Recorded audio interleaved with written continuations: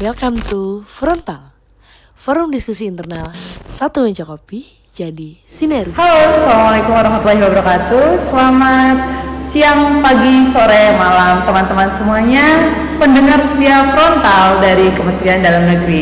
Nah teman-teman, kembali lagi bersama aku, Lydia, yang saat ini nggak sendirian pastinya.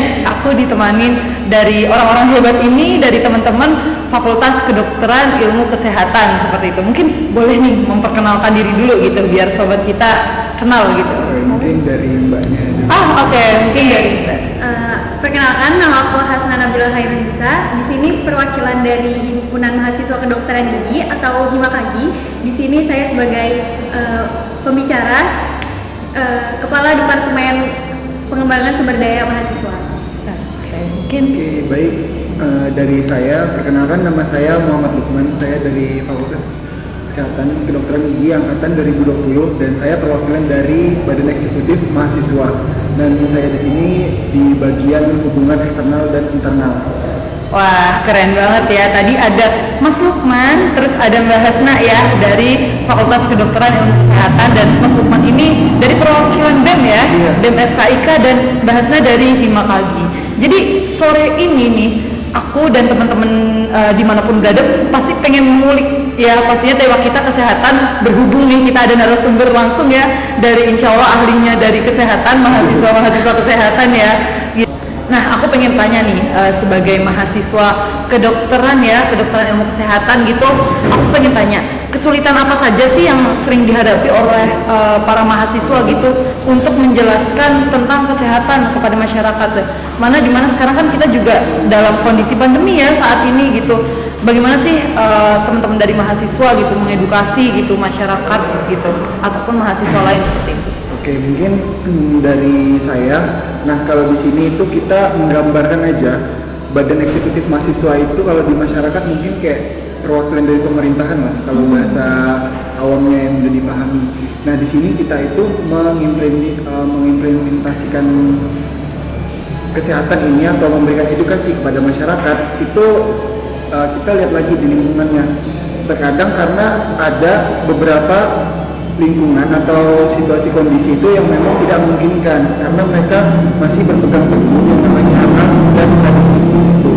Nah, kalau untuk kendalanya seperti itu. Tapi kalau untuk edukasi di lapangan mungkin kita terkadang dimulai dari lingkungan sekitar terlebih dahulu, baru nanti mencakup yang agak lebih luas lagi seperti kita ke pelosok-pelosok desa seperti itu, melakukan edukasi, memberikan penyuluhan, dan kayak membangunlah yang namanya kampung atau desa sehat kalau bahasa seperti itu.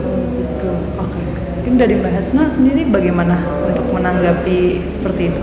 Kalau sebelum masuk ke kesulitannya dulu nih, jadi kan kita semua sepakat ya bahwa kesehatan itu merupakan anugerah dari Allah, dan kesehatan itu bagian hal yang penting buat setiap manusia, karena tanpa sehat kita juga tidak bisa melakukan aktivitas secara maksimal, tidak bisa melakukan aktivitas dengan baik kayak gitu. Nah, setiap manusia juga, setiap dari kita itu harus memiliki pemahaman kesehatan, mengenai kesehatan. Itu wajib setiap orang, kesehatan tentang mental, kemudian jiwa, kemudian fisik, rohani, jasmani. Nah, itu penting. Tapi ada tapinya nih. Oh, ada. Iya. Jadi tapinya ini pemahaman aja itu nggak cukup. Pemahaman itu nggak cukup karena kalau sekedar paham, kemudian sekedar baca, dan sekedar mencari informasi tentang kesehatan itu banyak. Nah, yang menjadi kesulitan bagi kami ini adalah bagaimana cara kita mengimplementasikannya dalam kehidupan sehari-hari. Bagaimana merealisasikannya? Karena kadang kita udah tahu nih ilmunya, tapi kita masih tetap suka lupa untuk menerapkannya dalam kehidupan sehari-hari. Kayak contohnya aja misalnya sikat gigi ya. Sikat gigi itu 2 kali sehari itu penting, tapi karena misalnya seharian kecapean, terus malamnya jadinya ketiduran, jadi lupa gitu.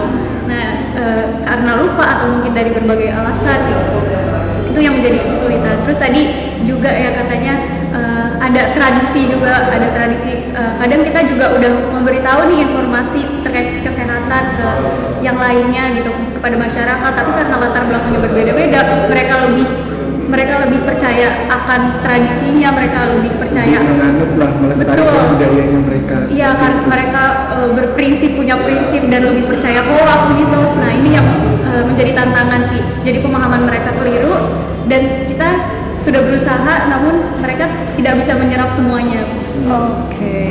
Oke, berarti kendala-kendala seperti itu sering terjadi ya dari praktiknya mahasiswa kedokteran itu ketika terjun di masyarakat ya gitu.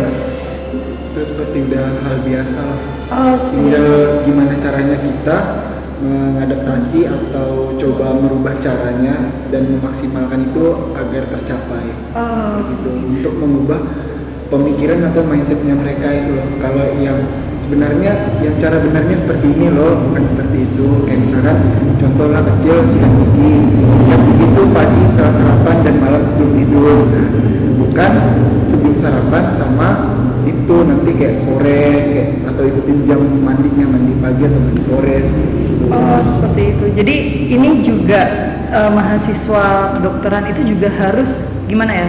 Teman-teman dari kesehatan ini harus gimana mencari kepercayaan ya dari masyarakat itu ya.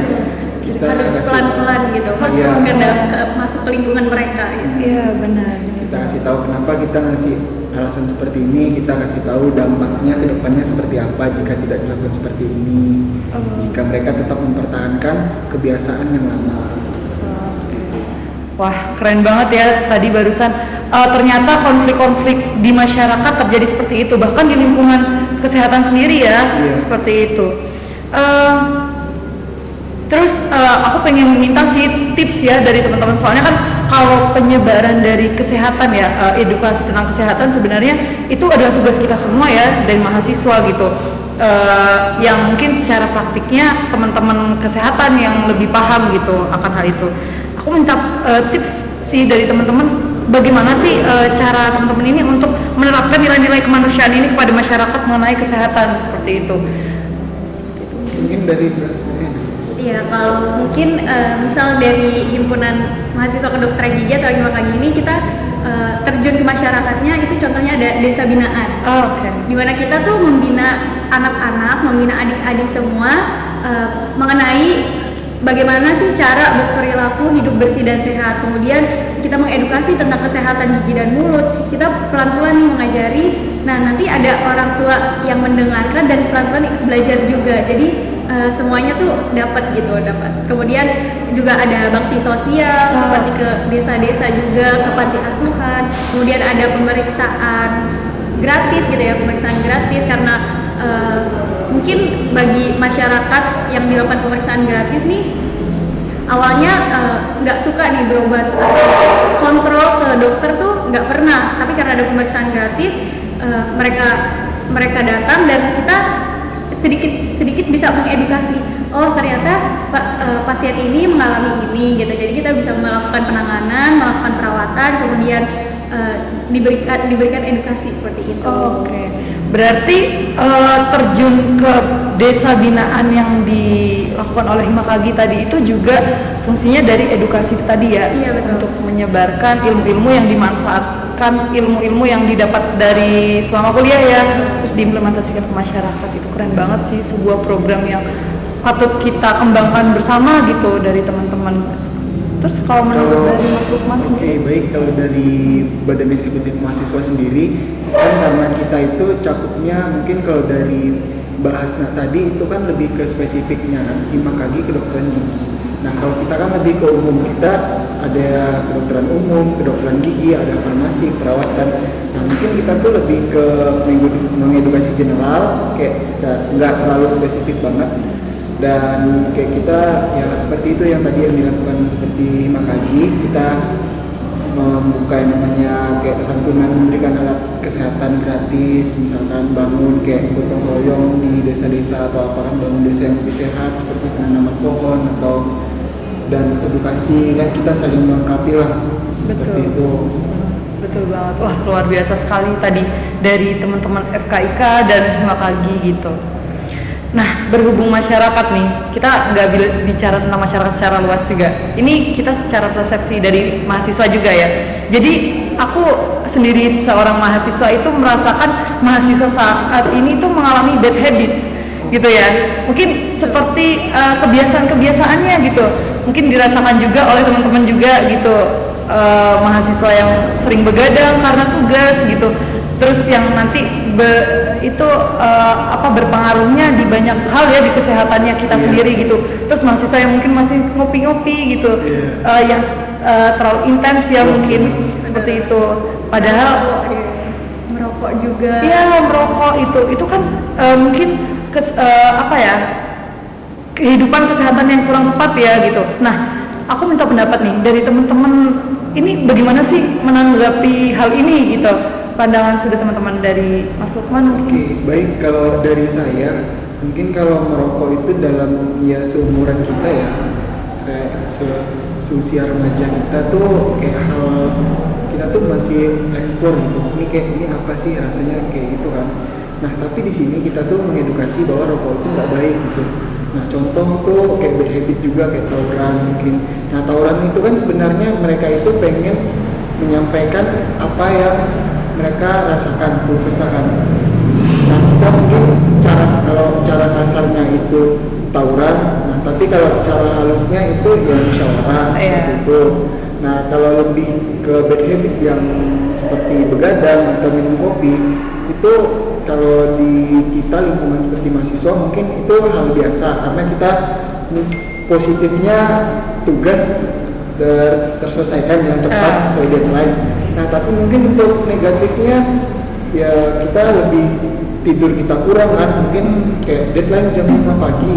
Nah, tapi dikasih tugas jam 7 malam. Nah, itu kan semalaman. Nah, kita tidur pasti kurang. Selama nugas itu kan kita pasti yang namanya butuh kayak biar kita tuh nggak ngantuk gitu. Kayak bahasanya tuh booster lah kan.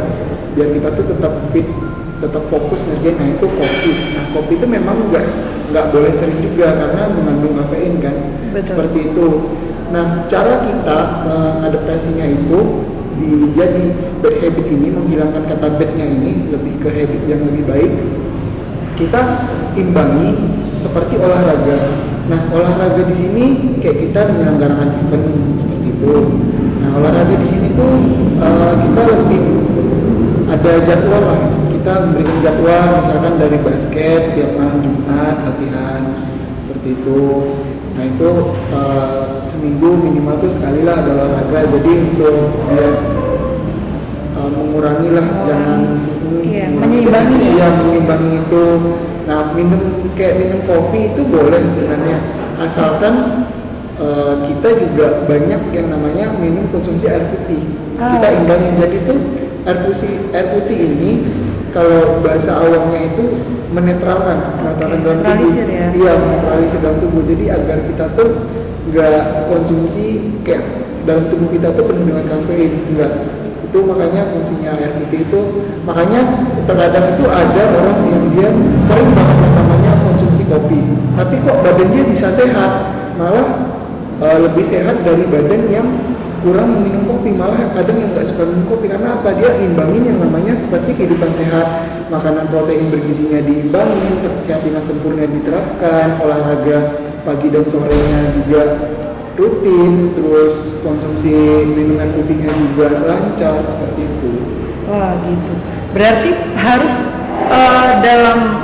ketika dia mahasiswa itu sadar akan dia memiliki bad habits gitu, harus ada kesadaran penuh untuk bagaimana menuntaskan kemungkinan terburuk yang terjadi ya gitu. Dan juga lingkungan juga harus mendukung sih. Karena kalau dari menarik banget ya tadi pendapat dari Mas Lukman gitu. Mungkin dari teman-teman dari kedokteran gigi ya, Himakagi gitu, dari Mbak Hasna gitu, menyikapi bad habits gitu, apalagi tadi mengenai merokok juga ya tadi, menurut Mbak Hasna seperti apa sih gitu? Ya, jadi kalau saya ngomongin bad habit sendiri atau kebiasaan buruk itu sebenarnya nggak bisa diubah sepenuhnya, nggak bisa diubah langsung 180 derajat. Nggak apa-apa, pelan-pelan, yang penting progres kayak gitu. Kayak misalnya tadi merokok, kita tahu nih kalau misalnya merokok tuh bakal berdampak apa ke depannya gitu. Terus kita punya motivasi buat supaya kita tuh mengurangi, walaupun kan namanya juga kecanduan ya, jadi nggak bisa tuh langsung nggak ngerokok gitu sama sekali, nggak bisa. Kayak misal dikurangin aja, misalnya sehari awalnya yang sebungkus jadi 5 batang per hari, kemudian 3 batang, kemudian 1 batang, kayak gitu, pelan-pelan nggak apa-apa, yang penting progres gitu. Karena semua yang berlebihan itu nggak baik. Betul banget. Ya, bahkan olahraga saja kalau berlebihan itu juga bisa berdampak buruk juga buat tubuh kita gitu. Terus kemudian misalnya sikat gigi juga sehari 2 kali, kalau berlebihan misalnya sehari jadi 5 kali, nah itu bisa merusak gusi gitu. Jadi sesuatu yang berlebihan itu emang nggak baik, jadi ya normal saja harusnya kayak gitu. Bener banget. Wah, saya baru ini tertarik banget nih, ternyata itu ya dampak dari kalau misalnya kita kebanyakan ini ya sikat gigi, ternyata sesuatu hal kalau misalnya kelebihan juga tidak baik seperti itu.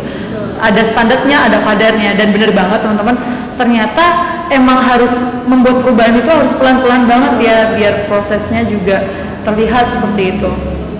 Wah, keren banget tadi kita sudah melihat dari peran teman-teman sebagai lembaga-lembaga ini terjun ke masyarakat. Terus kita juga tadi udah ngobrol perihal bad habits yang kita rasakan sebagai mahasiswa seperti itu. Nah, aku minta pendapat nih dari teman-teman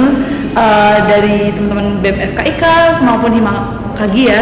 Nah, menurut teman-teman nih kualitas kesehatan pada masyarakat ini seperti apa gitu, dan serta bagaimana pandangan visioner gitu teman-teman terkait kualitas kesehatan yang masih kurang gitu di negara kita ya pastinya gitu. Dari Mbak Hasna. Oke. Kalau menurut saya gitu ya, kalau untuk apa sih yang buat kurang meratanya kesehatan terutama di Indonesia, itu mungkin yang pertama karena infrastruktur juga belum merata, kemudian dari tenaga kesehatan juga masih belum merata, yang di pelosok kadang ada kadang enggak, kemudian yang paling penting itu juga kesadaran masyarakat akan pentingnya kesehatan gitu.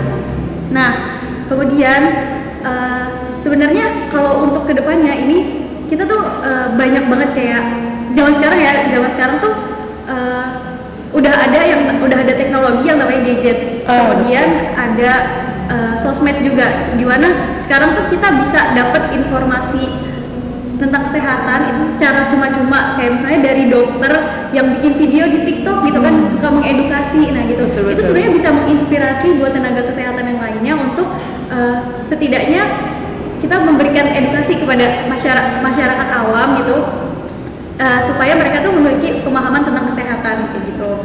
Kemudian kalau misalnya dilihat nih dari era COVID sekarang nih kan, sekarang kan lagi pandemi gitu ya. Betul banget. Itu semakin tahun itu sebenarnya kesehatan tuh kayaknya tuh semakin meningkat karena tingkat kesehatannya ya, karena pada COVID ini, pada saat era pandemi ini kita tuh jadi lebih aware terhadap kesehatan, bener kan? Kayak kita menjadi lebih hati-hati. Pressure ya? Iya, menjadi lebih hati-hati. Langsung ya saya pakai masker atau bawa hand sanitizer kemana-mana. Nah, itu salah satu bentuk perhatian kita terhadap kesehatan kayak gitu. Wah, keren banget. Berarti wah, bener banget. Itu termasuk tipsnya juga ya Mbak, apalagi sekarang itu sosial media. Terus di TikTok tuh juga banyak ya dokter-dokter yang sekarang secara cuma-cuma gitu ya. Iya, mengkampanyekan kesehatan gitu, propaganda ya, kesehatan. Dan pandemi ini juga menjadi hikmah ya buat kita, buat teman-teman, buat masyarakat sendiri sekarang untuk menjaga kesehatan, kualitas kesehatannya insya Allah lebih meningkat ya, seperti itu. Wah, keren banget dari Mbak Hasna tadi. Kalau menurut Mas Lukman nih, bagaimana tuh mengenai hal ini gitu, mengenai kualitas kesehatan? Nah, mungkin kalau dari Mbak Hasna kan lebih ke spesifiknya, karena kita kan lebih ke generalnya. Jadi kita tuh memang sebelum pandemi ini memang benar tingkat kesehatan dan pada masyarakat tuh di Indonesia tuh rendah banget, kayak nggak rendah banget lah. Yeah. Cuman pas semenjak pandemi ini kan jadi meningkat, semuanya aware banget kan. Pulang dari luar, pulang ke rumah langsung mandi, bersih-bersih kan, kayak dulunya tuh kan enggak langsung nah gitu. Nah, kalau dari BEM sendiri seperti lebih mengedukasi untuk meningkatkan kualitas kesehatan di masyarakat itu, tantangan pertamanya itu memang kita itu lebih menumpas yang namanya kayak hoax, berita-berita kayak biasalah kan kayak grup WhatsApp keluarga dari Facebook kan biasa ibu-ibu Itu jadi ketakutan ya? Iya, jadi tuh kayak masyarakat tuh lebih mudah menerima kan. Untuk zaman seperti sekarang ini kan masyarakat kan lebih mudah menerima hal yang seperti itu.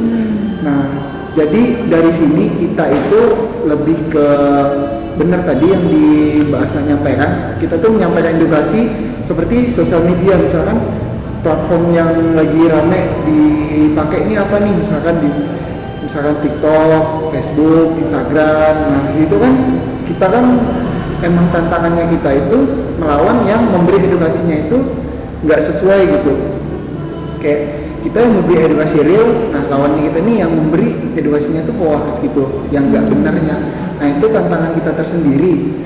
Tapi di sini kita juga kayak jadi tuh karena mungkin kita juga senang buat ngejalanin ini ya, kita fun-fun aja gitu, kayak kita tuh senang jalanin ini, kita anggap aja itu suatu pembekalan buat kita ke depannya. Nanti udah bener-bener terjun ke masyarakatnya tuh kita tuh udah ada bekal. Bener banget. Seperti itu.